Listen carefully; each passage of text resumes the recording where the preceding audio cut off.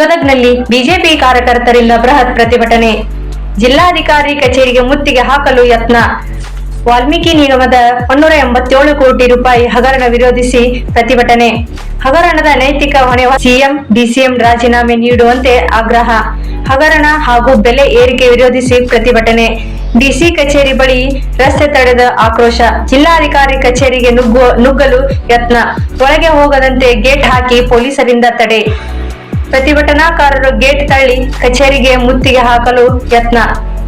ಪ್ರತಿಭಟನಾಕಾರರು ಪೊಲೀಸರ ನಡುವೆ ಮಾತಿನ ಚಕಮಕಿ ನಡೆದ ಹೈಡ್ರಾಮಾ.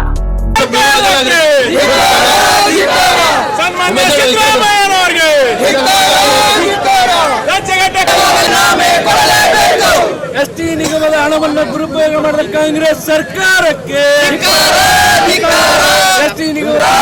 ಸಿದ್ದರಾಮಯ್ಯನವರು ರಾಜೀನಾಮೆ ಕೊಡಲೇಬೇಕು. ಹಣ ದೋಚಿದ ಸಿದ್ದರಾಮಯ್ಯನವರಿಗೆ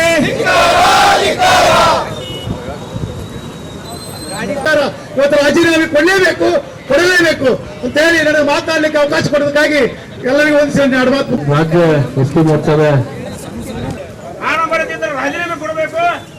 ಬರೇ ಅವನ್ನ ನಾಗೇಂದ್ರನ ಬಲಿಪಶು ಮಾಡಿದ್ದಾರೆ ಅವರಷ್ಟೇ ಅಲ್ಲ, ಎಲ್ಲ ಮೋರ್ಚಾಗಳ ವತಿಯಿಂದ ಗದಗ ಜಿಲ್ಲಾಧಿಕಾರಿ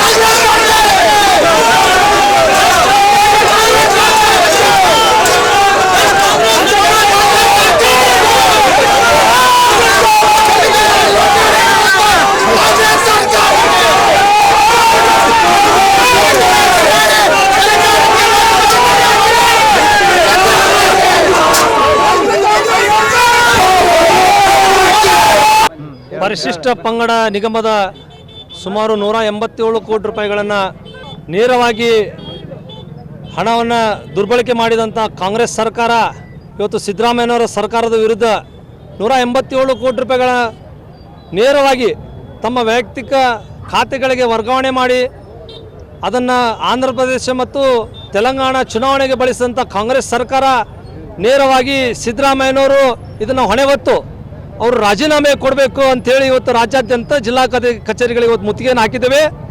ಇದರ ಸರಿಯಾಗಿ ತನಿಖೆ ಮಾಡಿ ಸನ್ಮಾನ್ಯ ಸಿದ್ದರಾಮಯ್ಯನವರು ನೇರ ಹೊಣೆ ಆಗಿದ್ದಕ್ಕೆ ಭಾರತೀಯ ಜನತಾ ಪಕ್ಷದ ವತಿಯಿಂದ ಅವರು ರಾಜೀನಾಮೆ ಕೊಡಬೇಕು ಅಂತೇಳಿ ಜಿಲ್ಲಾಧಿಕಾರಿಗೆ ಮುತ್ತಿಗೆಯನ್ನು ಹಾಕಿದ್ದೇವೆ. ಅವರು ರಾಜೀನಾಮೆ ಕೊಡಬೇಕಂತ ನಾವು ಆಗ್ರಹಿಸ್ತೀವಿ. ಧನ್ಯವಾದ.